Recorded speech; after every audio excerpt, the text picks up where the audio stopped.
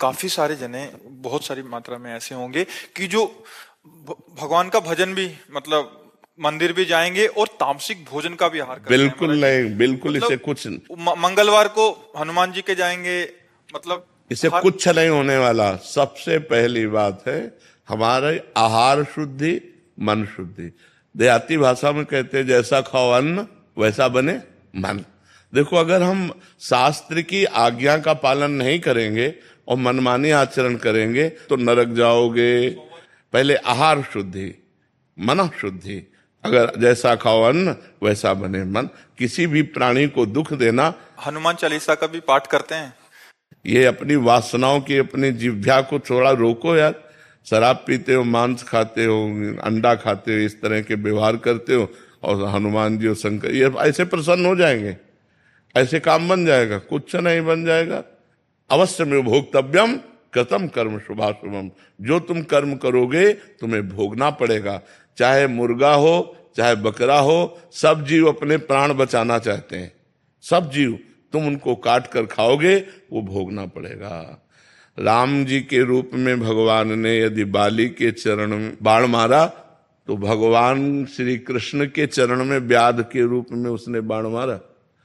देखो ना, लीला देखो। भगवान ने अंतिम अपनी लीला जो श्री कृष्ण लीला है वो यहां संपन्न की कि भगवान के चरण में व्याध जो है बाण मार रहा है। अब आप विचार करो, जब वो सरकार समर्थ होते हुए भी अपने लीला का लीला दर्शन कराते हैं।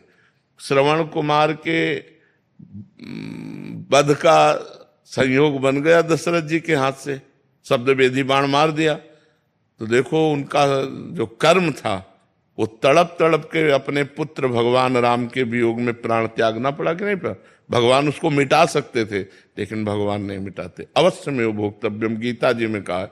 इसलिए हमारी प्रार्थना है कि तमोगुणी भोजन का त्याग करो, सात्विक भोजन और संयम से रहोगे तो तुम में जो बल आएगा वो एक महान पवित्र बल होगा।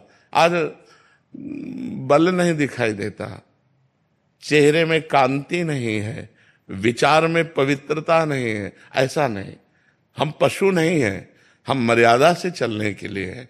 हमारी मर्यादा बनाई गई, शास्त्र मर्यादा हमारी कानून व्यवस्था है। यदि हम शास्त्र मर्यादा से चलेंगे, शास्त्र कानून से चलेंगे तो हमारा मनुष्य जीवन सार्थक हो जाएगा, नहीं तो निरर्थक हो जाएगा।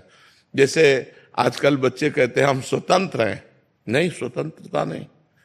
माता पिता की आज्ञा की परतंत्रता, शास्त्र की आज्ञा की परतंत्रता, गुरु की आज्ञा की परतंत्रता, कानून की परतंत्रता, अगर ये स्वीकार करोगे तो स्वतंत्र हो जाओगे। अगर मनमानी करोगे तो परतंत्र हो जाओगे। मनमानी स्वतंत्रता नहीं होती, मनमानी इंद्रियों की परतंत्रता होती। जो इंद्री कहती वही हम कहते हैं। आप अपने को स्वतंत्र समझते हैं, इंद्रियों के गुलाम, मन के गुलाम, तो स्वतंत्रता कहाँ है? स्वतंत्रता तब होगी जब हमारी बात पुनः समझ ले, शास्त्र आज्ञा के अधीन चलोगे, गुरु के अधीन चलोगे, संतों की वाणी के अधीन चलोगे। भगवान शास्त्र और संतों के रूप में विराजमान है तो आप स्वतंत्र हो जाओगे, माया मुक्त हो जाओगे। तो आचरण और भोजन, ये दो का बहुत बड़ा योग है। अगर हमारा भोजन ठीक तो हमारे आचरण ठीक होंगे, हमारे आचरण ठीक तो हम भगवान को प्रसन्न कर सकते हैं। गंदा आचरण, अभी कल परसों एक प्रश्न आया था कि गांव देहात में महाराज जी क्या है कि छोटे छोटे देवी जी के मंदिर हैं और गांव में किसी के घर में बच्चा हो रहा है या शादी हो रही है तो महाराज जी बकरा लेके और फिर उसका वो करते हैं, बलि देते हैं। फिर महाराज जी फिर पूरे गांव वाले आते हैं, फिर पूरा मांस वो करते हैं। मंदिर भी जा रहे हैं महाराज जी, देवी की आराधना भी कर रहे हैं। ये सब ये भोजन, ये आसुरी वृत्ति है, इससे भगवत प्रसन्नता नहीं होती। हम सबको ये बताना चाहते हैं, जगदम्बा को जगत जननी कहते हो तो बकरे की भी माँ है, जगत जननी है ना। माँ अपने पुत्र की बलि से प्रसन्न कैसे हो सकती है? हमें तो नहीं समझ में आता। और जब वो जगत जननी है तो बकरे की भी माँ है, वो भैंसे की भी माँ है, वो गाय की भी माँ है।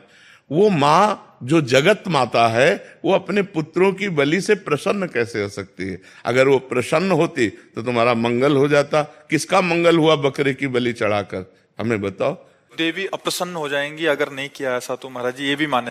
अरे अगर वो अपने स्वरूप में आ जाए तो सबको चाट जाए उनको। वो तो महाकाली है, महाकाल स्वरूप भी है, तो वो दुष्टों का संहार करने के लिए रूप माता जी ने धारण किया, वो दुष्टों का खून पिया, जो संसार के पवित्र जीवन जीने वालों के लिए वो मृत्यु काल रूप थे, जैसे महिषासुर, शुम्भ निशुम्भ, रक्त बीज। माता जी ने इनका संहार किया। इन बकरी बकरों का थोड़ी संहार करने से माता जी प्रसन्न हो जाती है।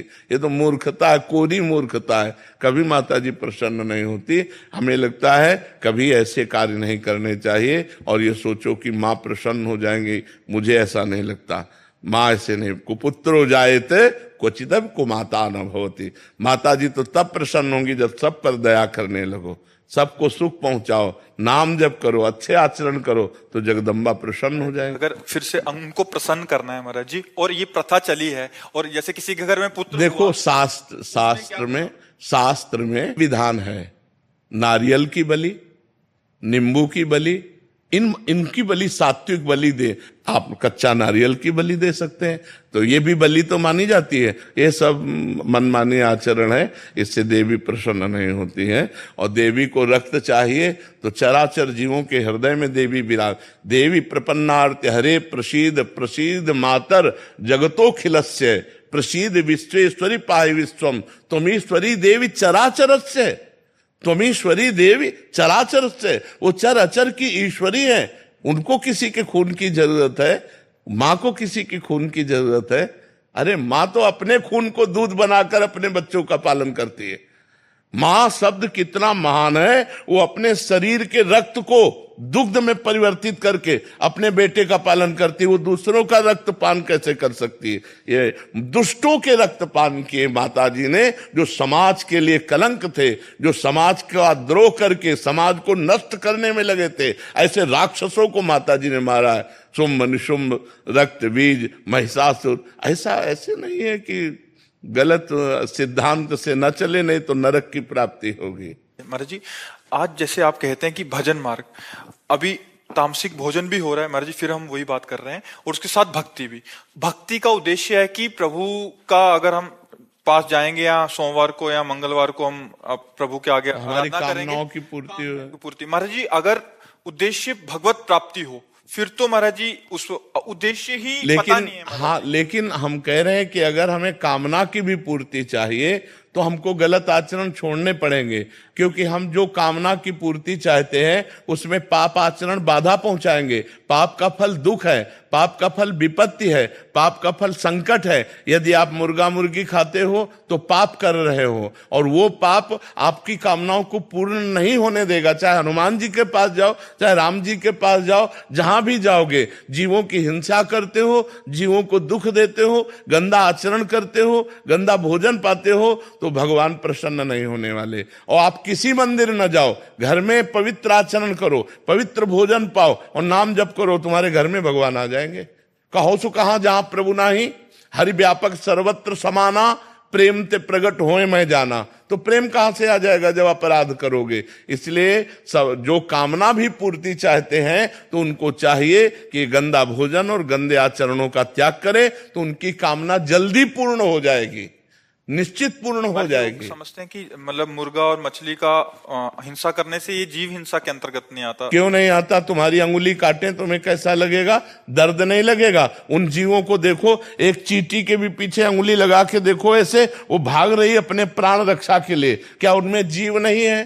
क्या मुर्गा अपना प्राण बचाना नहीं चाहता? क्या पशु पक्षी प्राण बचाना नहीं चाहते? और जिनको ये है कि अगर हम खाएंगे नहीं तो सृष्टि बढ़ जाएगी, तो तुम अपने बैलेंस की चिंता करो। तुम्हारा बैलेंस जब परमात्मा बनाएगा तो तुम्हारे होश उड़ जाएंगे। वो परमात्मा का 3 कार्य है: सृष्टि रचना, सृष्टि पालन करना और सृष्टि का संहार करना। वो भी अपने आप में लय कर लेता है। वो प्रलयंकारी परमात्मा है, वो काल का भी काल है, वो महाकाल है। वो जिस समय जैसा चाहता है वैसा अपना बैलेंस बनाता रहता है। सृष्टि का बैलेंस बनाना उसका कार्य है, हमारा कार्य नहीं है। हमारा कार्य है उसकी आज्ञा के अनुसार चलना। हम मनुष्य, हम राक्षस नहीं है। तो हमें सबसे प्रार्थना है कि मांस, मदिरा, अंडा, पराई स्त्री से व्यभिचार, इनका त्याग करो तो तुम्हारा जीवन सुखमय हो जाएगा।